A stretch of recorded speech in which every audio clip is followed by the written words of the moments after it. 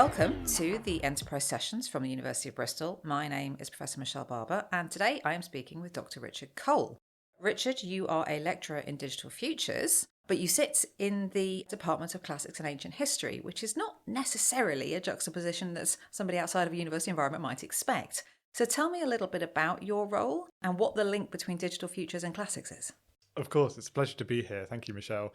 So my journey's been a sort of long-ish one to reach the futures side of classics. But the more I think about it, it's actually a very natural one. I started really by thinking about the power of narrative and stories, the stories we tell about the past, how we frame them, how we think about them, and particularly in a kind of fictional context. I've always been interested in historical fiction. That was the topic of my PhD. But that sort of inevitably took me into the world of digital representations of the past, thinking about the role that games can have in the way we tell stories about the past, but also the way that VR is shaping the new possibilities in terms of reconstructing, approximating, imagining, visualizing different aspects of the past. And now I'm working with an AI company to build games that help us to translate different ways in which we might imagine historical characters kind of communicating with us in the present. So there has been this kind of trajectory from thinking about stories as kind of modes of communication and then taking that forward into a kind of new media context, and then out of that into ways we can extrapolate kind of learnings from that sort of humanistic, systematic inquiry into kind of what it means to be human and how we tell stories, and then sort of casting that actually into the future. So the past is not sort of unidirectional. We don't just look back in classics. We've always been interested in kind of a bi-directional view, sort of classics as it was in the past, but also classics as it's come into the present, and sort of the reception of that today. And so I think my mind has always been shifting between the past, the present, and the future. And the job titles now kind of accurately reflect that. Fantastic and fascinating. So you mentioned games and games as they apply to both futures and classics. I understand you're co-director of the Bristol Digital Games Lab. So perhaps you'd like to tell me a little bit about that and how that fits in with the journey you started to describe. Of course. So the Game Lab was something that I founded with Dr. Xiaoxun Zhang in September 2022 at the University of Bristol.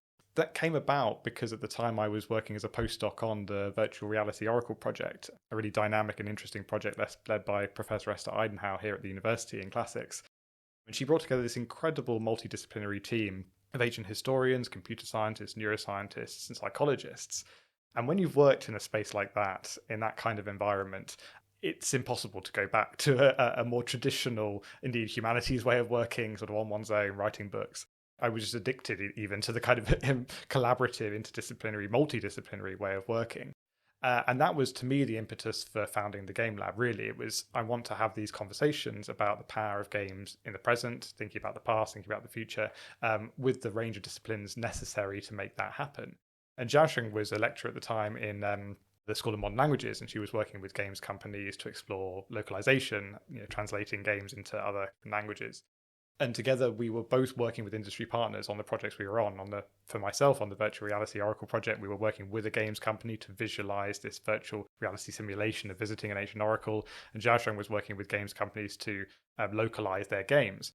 And so together we sort of, in our ways of working, had already kind of had this straddling effect built into our sort of way of working. So we were working across academic disciplines, but also outside with industry partners to realize what we were doing to sort of locate our work within an applied context.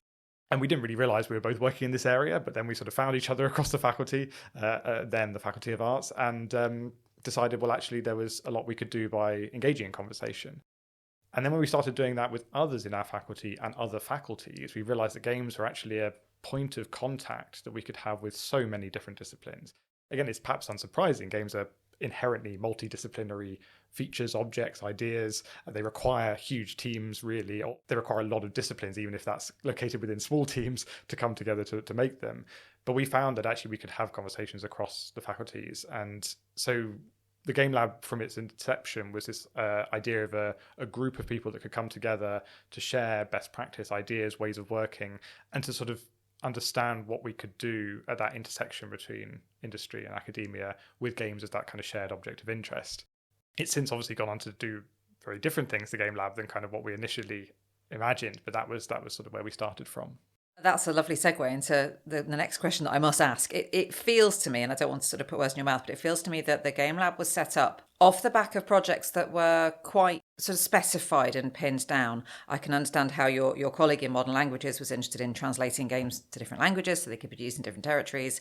I can understand your perspective. I've actually seen the virtual reality Oracle, and it's amazing, and I can understand why a game company would want to work with an academic on that.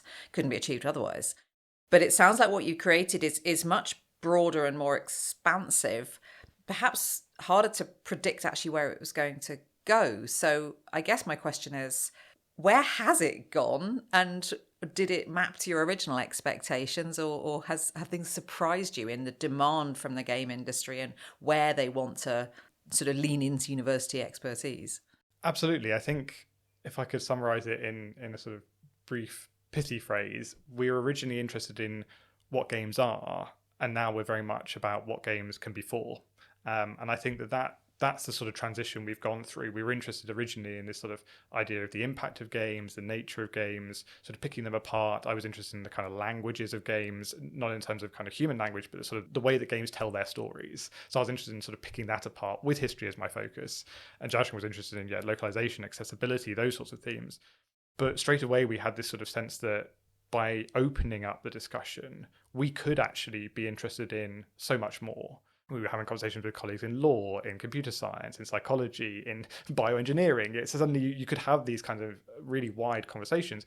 And then when you went and talked to industry, it was very, very quickly became apparent that we needed to understand their challenges and straight away be able to communicate in their language. So we couldn't just have a chat, have a call, see what, would like to sort of discuss on one day. We had to sort of go, okay, this company's making these kinds of things, they're interested in this, we could perhaps talk to them about X. And so we actually became quite strategic quite quickly about what we wanted to achieve through the Game Lab. So initially just a research group suddenly became, kind of within the first year anyway, this sort of what we're now understanding of a connective infrastructure. We were sort of bridging conversations, different languages, different industries, different sectors, to find a point of contact and connection and where we could achieve something together. And that, again, has had a kind of long tail effect, I think, even over the sort of 3 years that we've been working in this way. And I think one of the best examples is where in our first launch event, we had an industry partner who was there, who was really interested, already working with Xiaoxing to a degree, who since has co-founded a games company and a deep tech company combined, who we are now working with on several projects. They, as an industry partner, have led bids for collaborative R&D projects at Innovate UK that we're the research partner on, and we've since even co-bidded together on a creative project. And I think that long tail effect is sort of the result of opening up our doors right from the start, finding a kind of neutral space and owning that space between all of these different areas we're working out where the interests lay, and then kind of pursuing those. And that's sort of been, I think, the most rewarding aspect of it.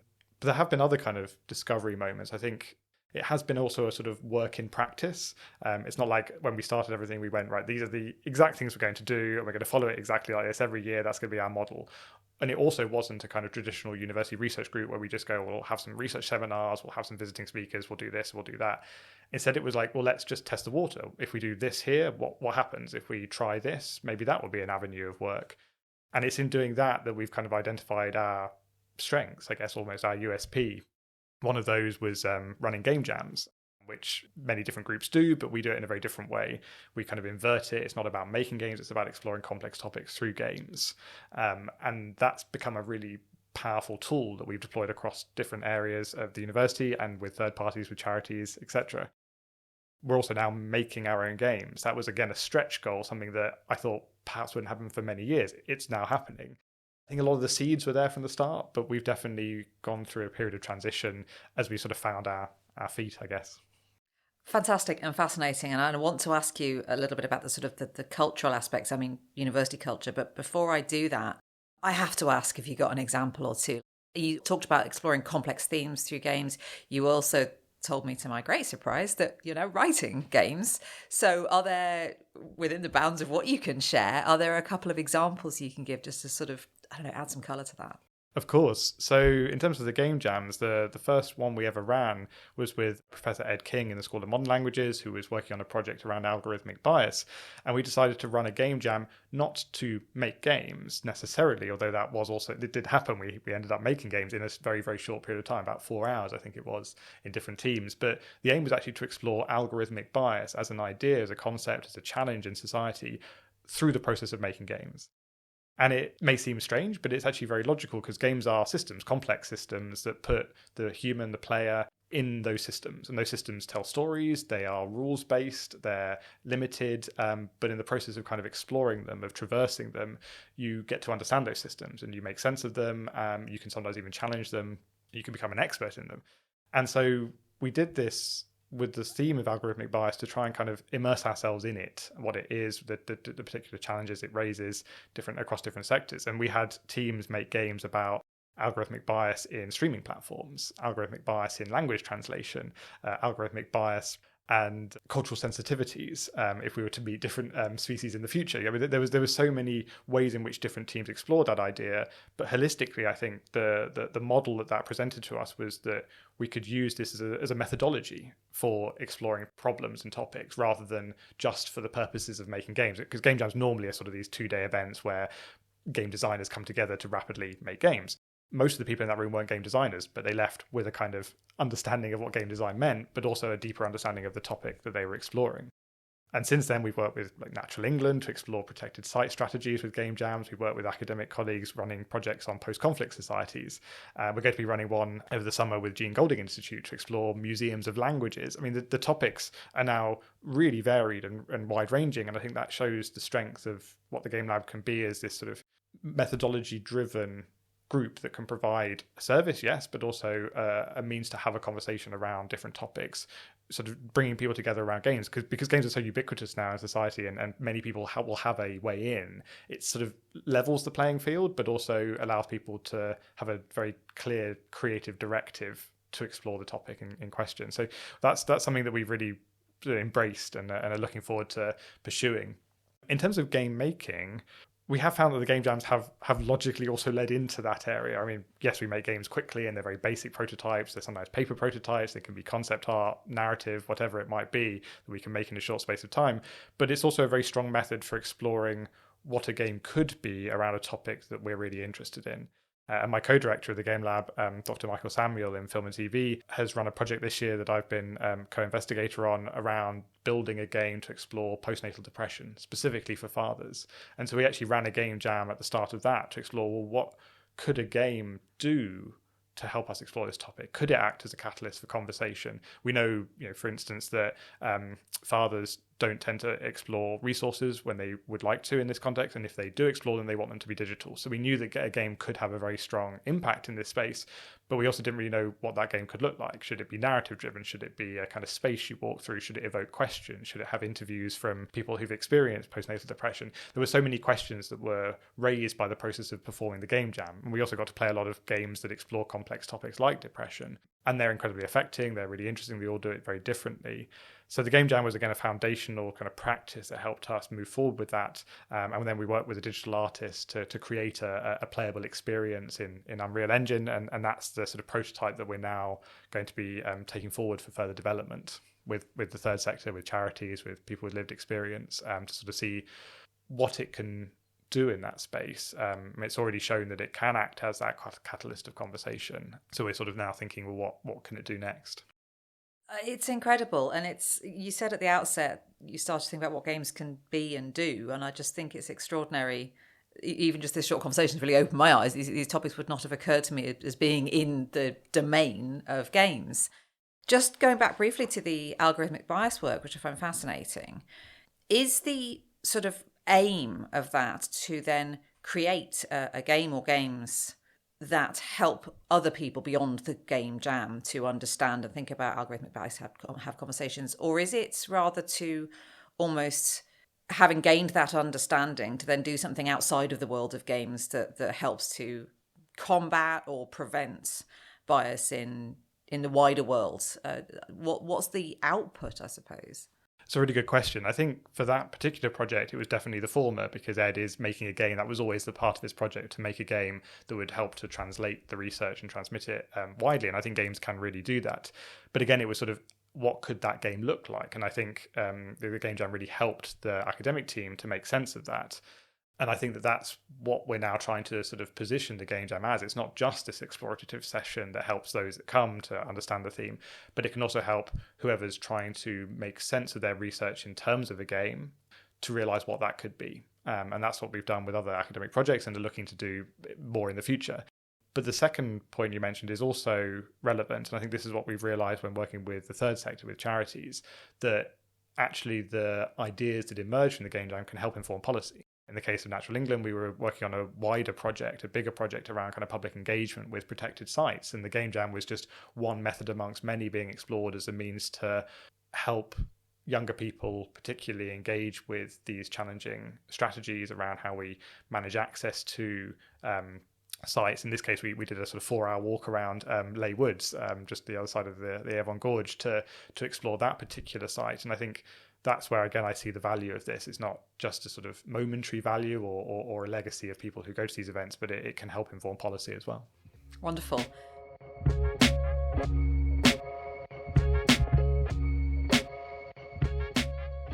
I'm struggling to find another adjective. This is a fiercely interdisciplinary undertaking. I mean, it's very clear the way you're speaking how this could never be achieved without bringing people from really quite radically different disciplines across the university and indeed outside of the academic environments. That's not always the culture in a modern university, and at risk of offending some people, I would say the culture in sort of the arts and humanities tends, in my personal experience, to be less attuned to that interdisciplinary working, although of course it is present. So how has that been for you, someone from our Department of Classics and Ancient History? How is that received by your peers? Is it received with, I don't know, excitement, intrigue, suspicion? What is that cultural sort of environment like for you in your home department? And have you seen any changes, I suppose, through the 3-4 years you've been doing this? In many ways, I'm quite lucky, because classics is inherently interdisciplinary and is in many ways kind of one of the oldest interdisciplinary sort of disciplines that one can engage with. And I've always been struck by the fact that, you know, I have colleagues in my department working on everything from languages to ancient science to history to myth to storytelling. Even in the case of Bristol, I think we're very lucky. We have colleagues working on cybersecurity, on virtual reality. And I think that is an incredibly dynamic space to work. Indeed, I think I have actually been so lucky with the mentors that I've had who have trailblazed in this space, who've really been the ones to pioneer new approaches and perhaps have had to face a lot more of those challenges from peers, particularly over the sort of last couple of decades, where those sorts of approaches perhaps weren't considered to be traditional classics in any sense of the word. I've been lucky to be following in their footsteps. And so for me, it's actually been a much easier journey in the sense that I think it's the path has been laid. That's not to say that I have not encountered challenges myself, but I think I couldn't have done it without them. I think I'm doing it at a particular moment in time where I'm fortunate that the university is embracing more interdisciplinary ways of working. There are support structures in place for that, and there is more of a culture for it. That being said, I spend most of my time feeling like I'm a cheap classicist, like I am an expert generalist more and more, and less someone who has sort of a one particular deep expertise in one area. I'm starting to think of that as my superpower, as my strength, rather than as a weakness. Again, I think that's contingent on the success that we've had, but it's also shown to me the importance of that kind of way of working, because without that sort of fierce interdisciplinarity, the Game Lab couldn't exist. So that's what I'm starting to learn is that it's really important to acknowledge the training where I've come from and sort of how that's shaped me. But it's also acknowledging that to make that happen, I do need to step continuously outside my comfort zone. And I think that is actually one of the hardest things to do. And yet you sound so comfortable out of that comfort zone. And I guess that's something that's learned and experienced over time, and you reward yourself with the satisfaction you derive. When you're collaborating and still thinking inside the university, then I want to take our conversation out. But when you're collaborating with people across so many different disciplines, do you find language barriers, not literally but figuratively, if you're working with people in computer science and mathematics and cyber and so on? Have you had to adjust the way you communicate, and have they, or actually is that a myth? Is it actually not the case that there are different languages across different disciplines in that way? That's a brilliant question. I think I have encountered some quite poignant moments where there are significant language barriers. And the best example I can think of that is when I was working on the virtual reality Oracle project, and we were putting together a workshop led by the research associates on the project. I pitched the idea that we put together a workshop, and then out of that we put papers into the workshop.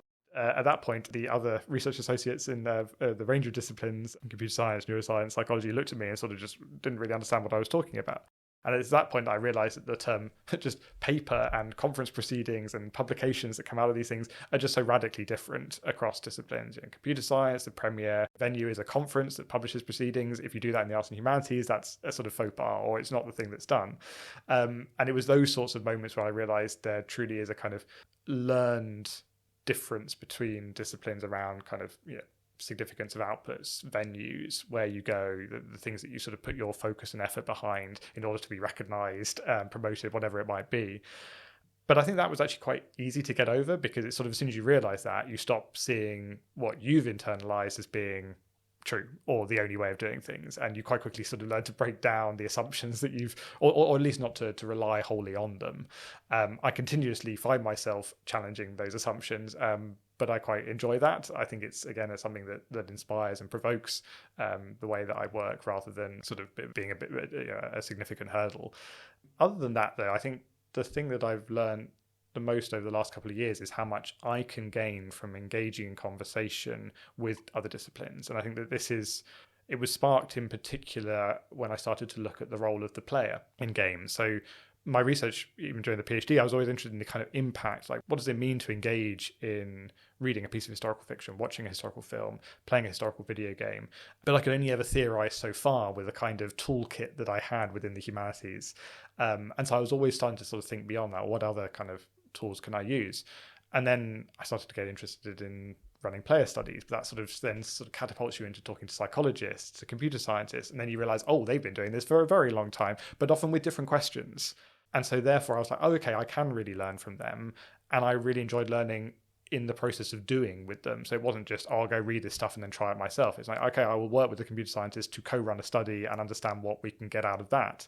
That has been the kind of model I've now sort of followed. I also think that I've contributed to them, provided something. I mean, again, you'd have to ask them if that is indeed true, but I think that there is something that the humanities brings that takes one away, at least in this particular case, from sort of player studies that are very quantitative and sort of numbers based, or even when they're qualitative will sort of generalize to a certain degree, but won't really think about sort of questions around, well, what are players taking away from these things, other than sort of engagement and immersion and these sort of buzzwords that are around in psychological literature and computer science literature.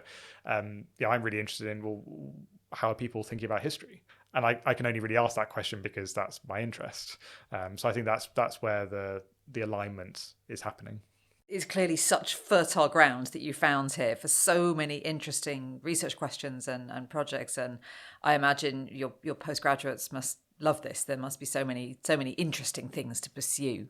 Let's look a little bit outside the university then. You've mentioned several times now you have industry partners involved in the Game Lab and in your broader research. You mentioned that somebody you knew had founded a company to work in this area.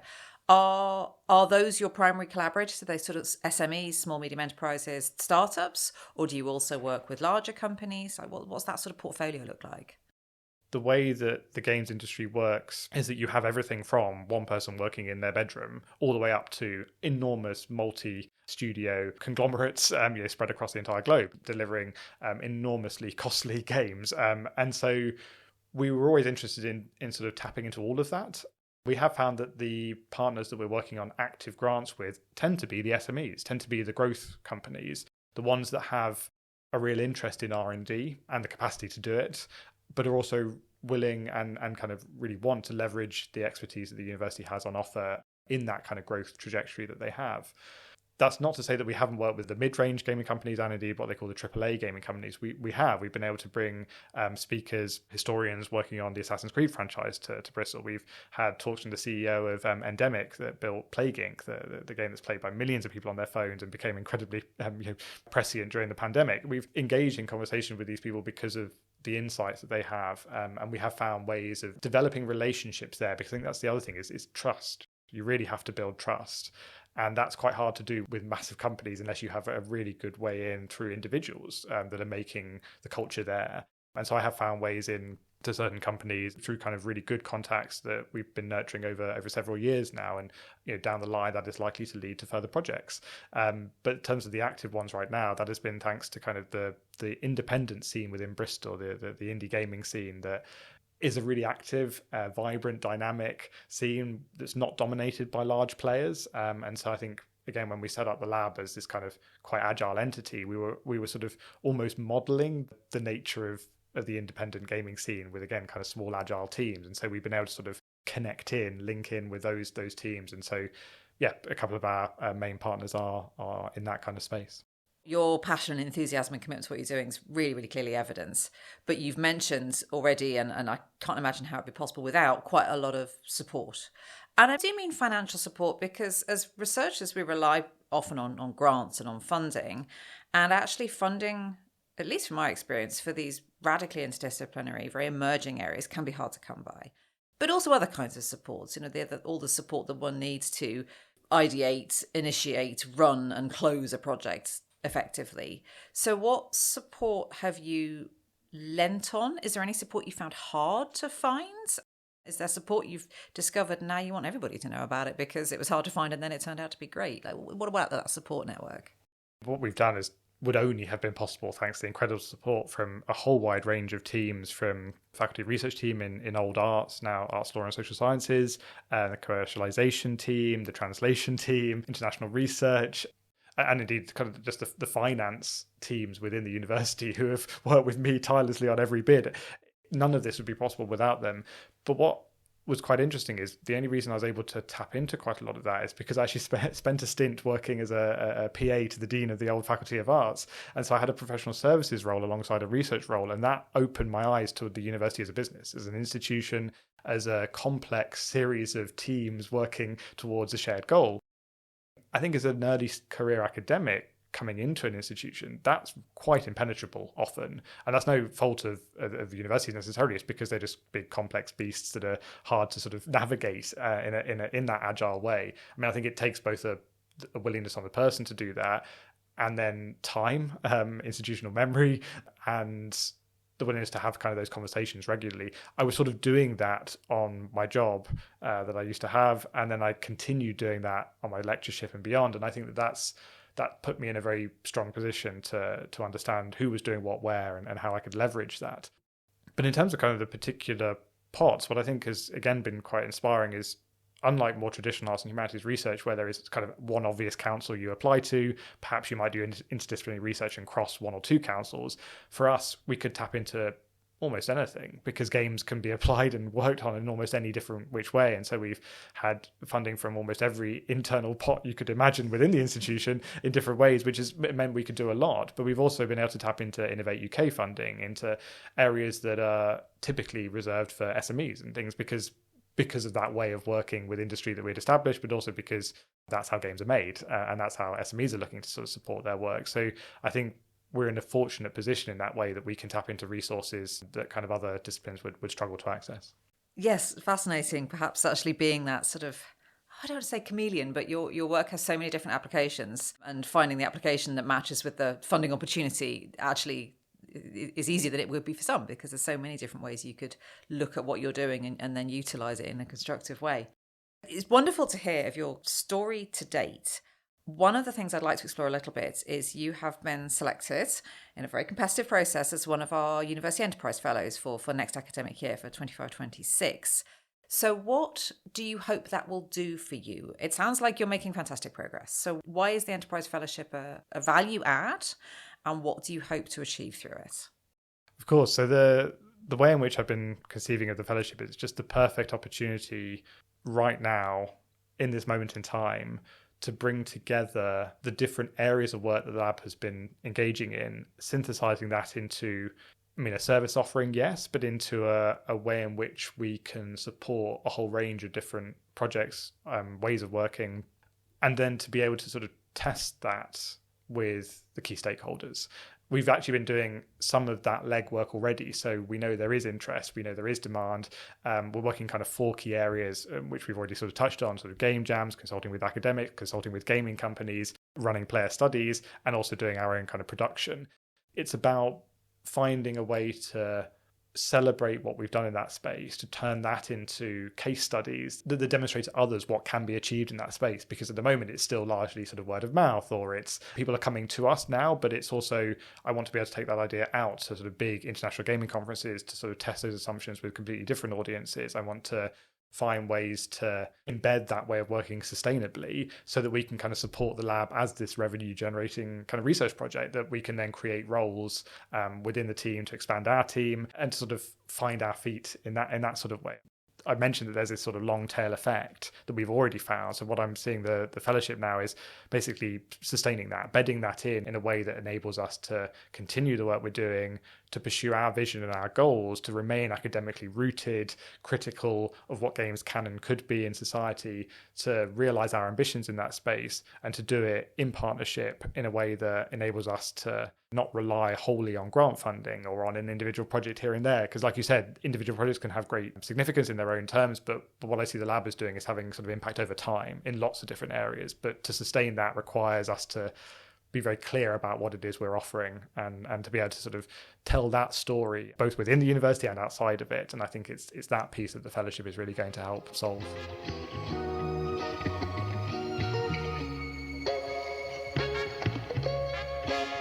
So I suppose that then makes me want to think slightly further ahead as well. And the long tail that you talk about is true of so many interdisciplinary research undertakings, and is something that our structures don't always support and facilitate. We tend to think in chunks of time and tenures and so on. So what's your longer term hope for the Digital Game Lab? What do you want it to become in your mind's eye? What do you see? And then maybe we'll come on to what barriers do you anticipate. But let's start with a positive. What do you hope that can be? I was going to say in steady state, but maybe there isn't a steady state. Maybe this will continue to evolve. I think that point about evolution is crucial, because we're only here thanks to, as I sort of said earlier, throwing things at the wall and seeing what sticks and understanding that. I know at the Festival of Enterprise this summer, there was a discussion about enterprise not just being finding one challenge and filling that, but about remaining aware of the range of challenges and how one could solve different things, but being able to adapt in that space. And that's sort of what I see the lab really doing. It's not like we solve one particular challenge in the gaming industry or solve one particular challenge for academics. It is that kind of breadth of what we offer and what we are doing that I think is our strength. And so I'm keen to continue to be open to developing and evolving that. I would say, though, that we have a couple of stretch goals that we really would like to reach. And one is to continue to develop our own games that we believe will have merit. And I think there's a variety of ways in which we're going to go about doing that. One is to sort of build out the student body so that the students can feed into that sort of development and gain industry expertise and experience, etc.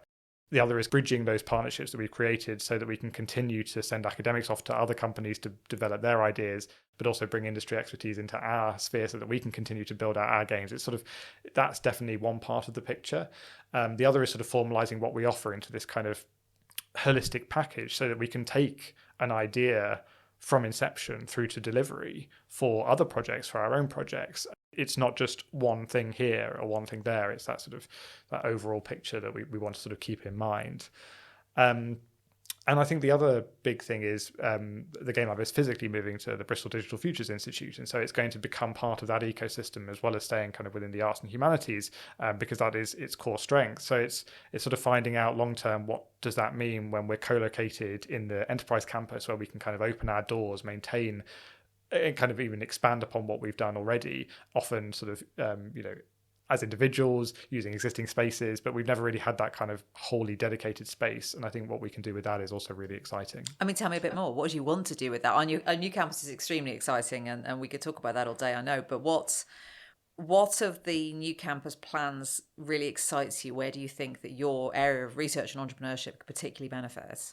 Well, I think it comes back to that point about taking an idea through to sort of creation, completion, and then sort of assessment, because that's exactly what the BDFI facilities and the My World paired facilities are set up to do. But I think you need entities like the Game Lab to create the opportunities where those ideas will come in through and to be developed. I mean, there are definitely other ways, but I think the Game Lab is one core way in which we can really utilize, make the most of those kinds of facilities. The other thing is working with industry partners. There's something about Temple Quarter Enterprise Campus. It's hard to put one's finger on it, I think, unless you're actually there. But what I found when I'm there is that it doesn't feel like a university space, but nor does it feel like you're sitting in an industry's company's office. It's somehow in between the two.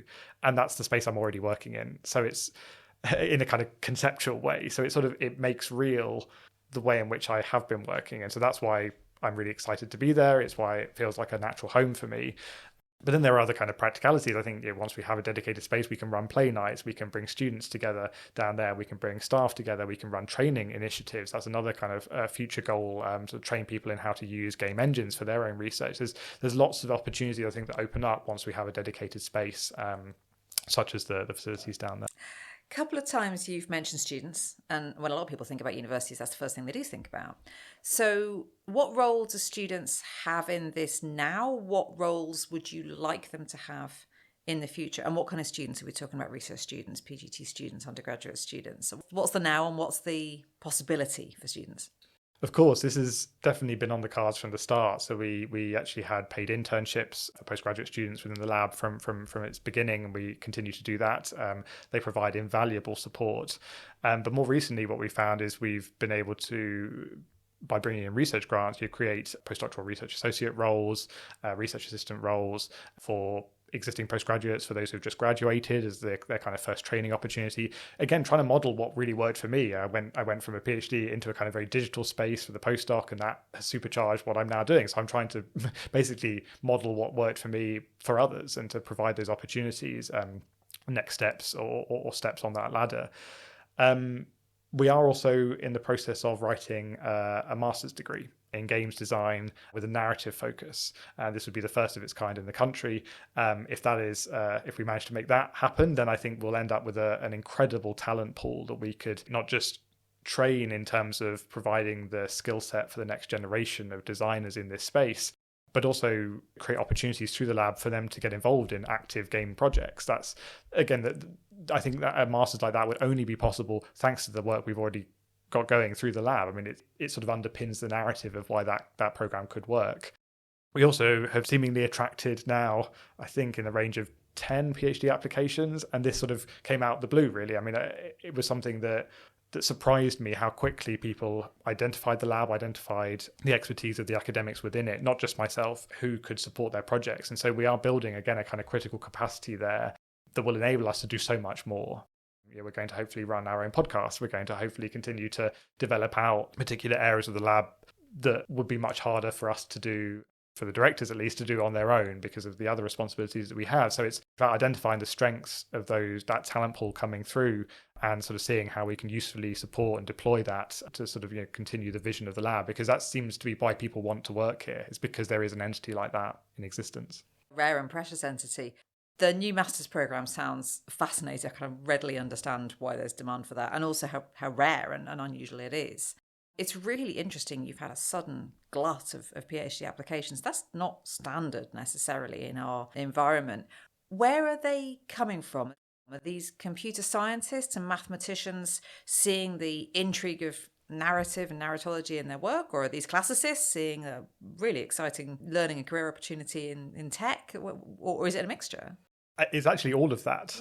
We have had computer science, several students apply with kind of computer science as their background, but they're interested in how can we have AI characters in video games telling stories about the past, for instance. So they have that kind of technical expertise, but they're interested more broadly than in just that area, or they're interested in how that area can be applied in other contexts. And for that, you need those kind of really strong interdisciplinary teams.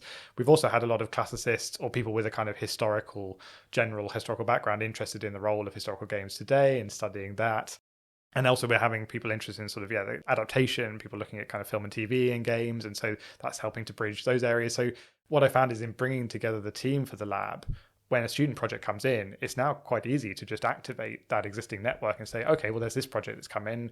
Who could we potentially get to supervise it? There are then institutional challenges. Where does that student sit? Who is their primary supervisor? What is the nature of that team? But again, without the kind of infrastructure of the lab, those sorts of questions would be infinitely harder to answer. So I think that's been one of the most rewarding and perhaps unintended consequences, because when we started the lab, I was only on my postdoc myself. So it wasn't, I hadn't supervised a load of PhD students myself at that point, but it's become rapidly kind of one of the defining features, I think. Excellent. Richard, you said that through the Digital Game Lab, you're keen to explore and sort of keep an open mind as to all the different ways you could engage with industry, with other disciplines, with students. Are there particular models that you have found that are emerging as particularly well suited to support this kind of interdisciplinary research? Are there areas maybe we could put extra support to allow other people with your kind of mindset to really thrive the way you're doing? Absolutely. So I think I've been interested in this question for a while now, and I've been looking at how other game centres, game labs, other sort of groups, even individuals have been engaging in this kind of work across the UK and beyond, because it's starting to happen more. It's still not that common, but it's definitely making significant inroads where it does happen. And there have been interesting models from kind of individual academics with deep levels of expertise consulting on a particular game. For instance, we had a Claire Anderson from Edinburgh come and talk to us recently about the work she did consulting for Assassin's Creed Mirage. She's an Islamic art historian and delivered an incredible kind of history-enhancing experience within that game thanks to her input. So that was one particular model, and I think there's elements of what we're doing that sort of overlaps with that. Other labs have kind of deployed their student body to work on creative projects. Other ones have kind of brought in significant kind of EU funding to deliver solutions to really big challenges like climate change, something that the Manchester Game Centre is sort of really working on. So there's some really interesting models out there, but all of them seem to emerge organically, really as a result of the kind of people that are there working, their background, their experiences. I think what makes Bristol really interesting is, again, going back to that point about the kind of independency and the SMEs that we can work with, because it's not just one-offs. We're not just working with one games company because of one level of expertise.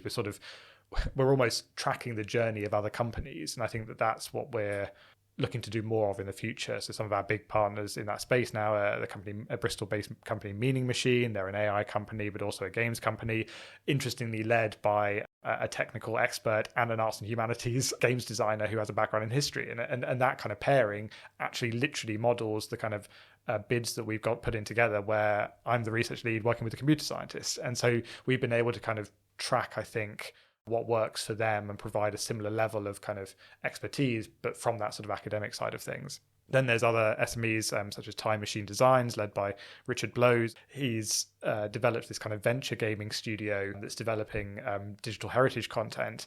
And it's through collaborations with him that we've worked out kind of where we could inform the kind of work that he's doing. But he's also now my PhD student. So he's sort of brought him into the university ecosystem because he really wanted to pursue that interest. And so we're finding ways of kind of aligning there that's different, again, from working solely with a sort of an SME kind of quite separately from the university. So I think it's that sort of way of working that we're really interested in exploring further and seeing what can come out of those kinds of collaborations. Wonderful. It's such an exciting area. You shared a couple already, but I can't resist the temptation to ask you if there's one further example you'd like to give of where a humanities or arts perspective, whether that's narrative, whether that's cultural insights, has influenced the design of a game or the impact of a game or other sort of digital project. I know you've given us some already, but I have to open the door to one more. Of course. Well, I can answer that in a typical academic fashion, in the sense that I think the arts and humanities are fundamental to good games generally.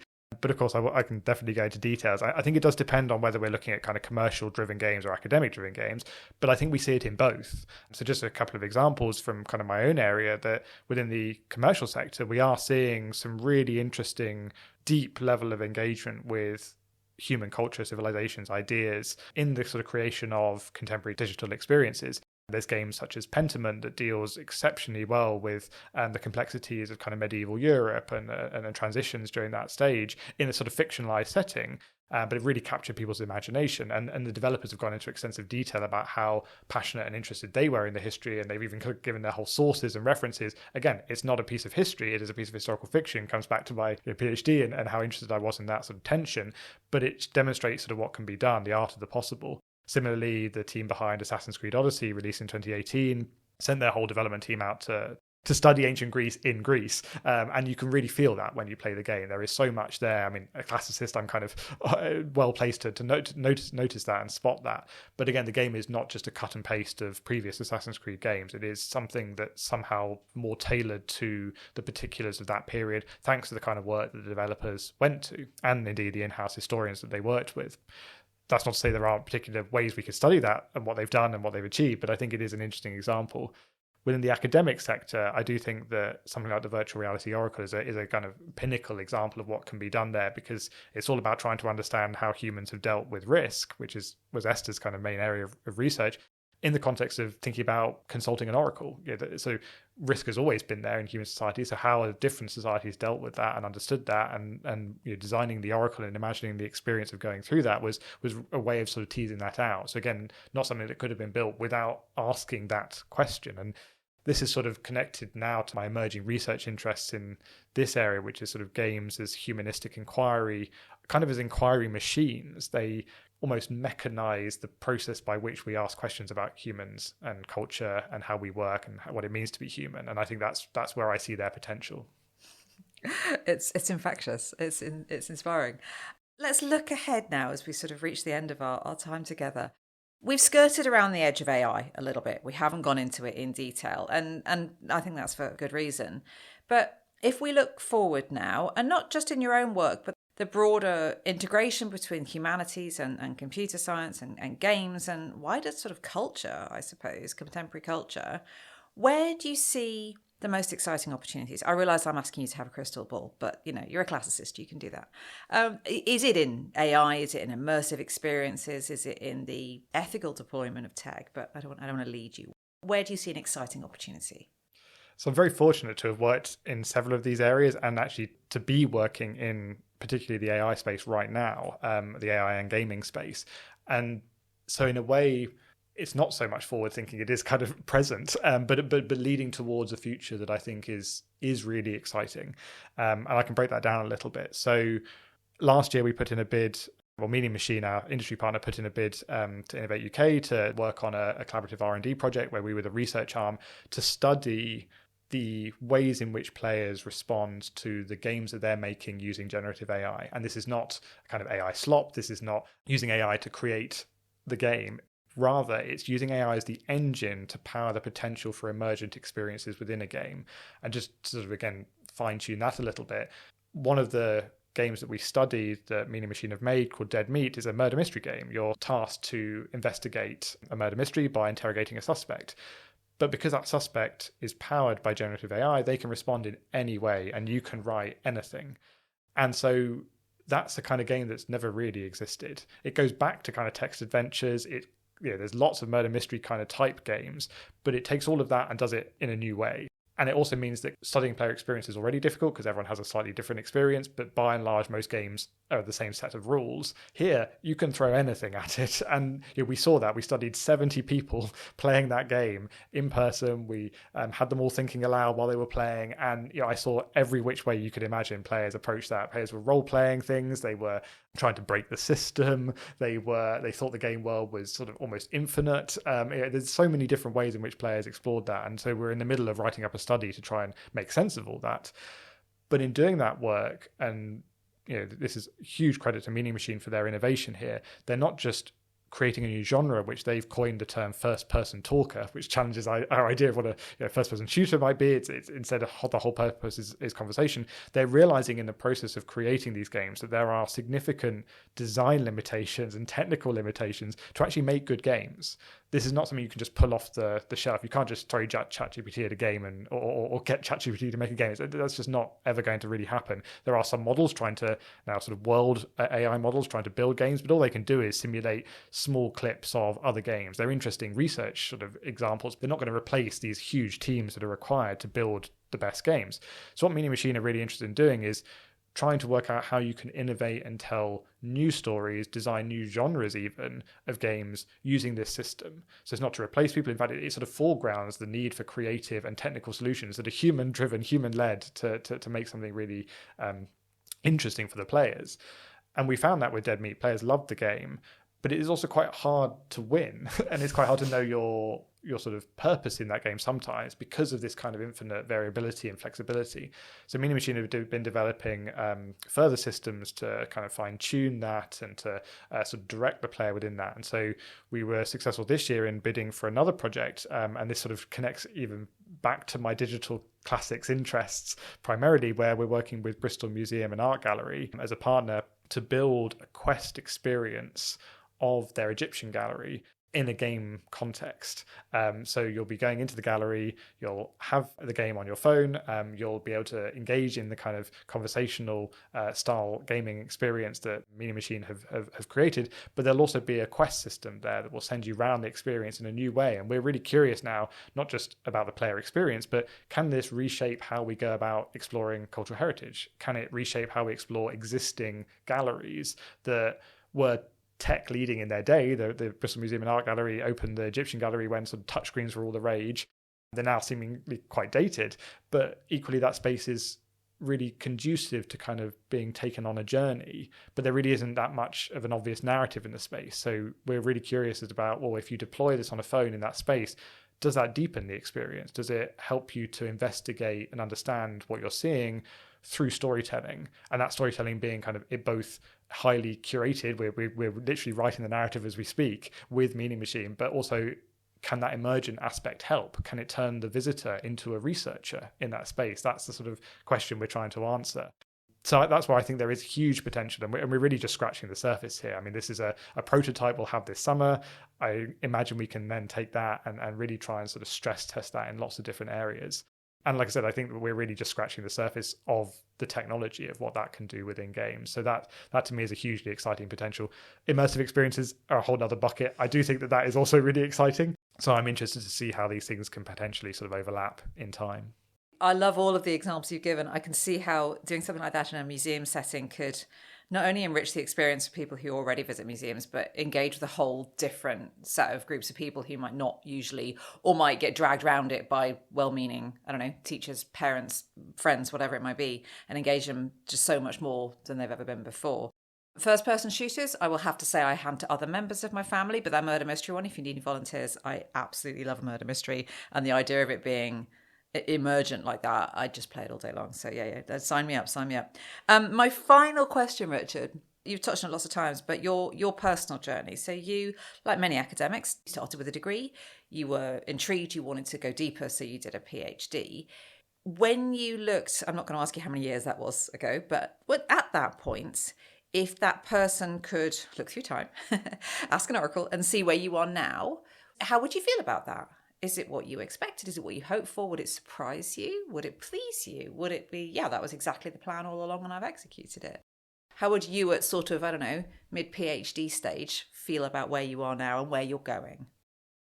What a brilliant question to end on. I think I would be deeply proud of where I've got to now, from where I was, and there's a reason for that. I thought I would leave academia at the end of my PhD. There were no clear jobs, especially in classics and ancient history. When you studied something like historical fiction and you don't have all the languages to hand and all of the ability to kind of do the sort of base level teaching in that area, it was actually very difficult to find a home. So I definitely considered leaving. I was very sad to do so because the sort of the strength of community collaboration, that sort of the chance to really just spend time investigating ideas was exactly what inspired me to do a PhD and what I loved on the PhD. But what was interesting is during the PhD, I did do a couple of jobs working for research institutes, doing outreach projects. And it was that actually energized me as much, if not more, than just the sitting down and doing the research and writing it up. In fact, some of those elements of the academic job were the things I found the hardest. So then when the postdoc opportunity came along to work in a multidisciplinary team, I took it. But again, I also thought at the end of that, if that doesn't work out, that will be the point at which I leave. There was a constant sense that at each stage I sort of was trying the next step, seeing how it would go, was coming to terms with the fact that it might be the end of the journey, but that also I would try my hardest during that, whatever how many years I had, to make something work. One of the best pieces of advice I ever had was from a professor who said, if you're doing a research career, you're effectively self-employed. You find the opportunities yourself and you make them work. And strangely enough, that was the most empowering piece of information I heard. It doesn't take away from the real challenge of precarity and all those sorts of things, a journey of which I've quite literally only just stepped off into permanency, but it helped me to feel I was in control of the journey that I was on. And so that's where I do feel I would be deeply proud of, if I could have looked forward in the past and sort of thought that was where I was going, I would be incredibly happy.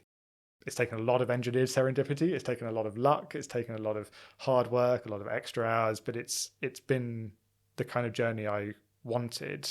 I don't think I could have imagined quite how sort of successful it could have been, because in a way I've discovered a lot of skills along the way that I didn't know I had. And I think that that's also been probably one of the most rewarding aspects, trying new skills, new jobs, working in new ways, and being like, okay, that's where my strength lies. I didn't know that at the end of the PhD at all, really. So, yeah. Courage and engineered serendipity. I like that. It's not just serendipity. You made that serendipity work. Dr. Richard Cole, I cannot thank you enough. I've really, really enjoyed our discussion. It's been fascinating and enlightening and very, very warm. So thank you very much indeed. Thank you, Michelle. It's been a real pleasure.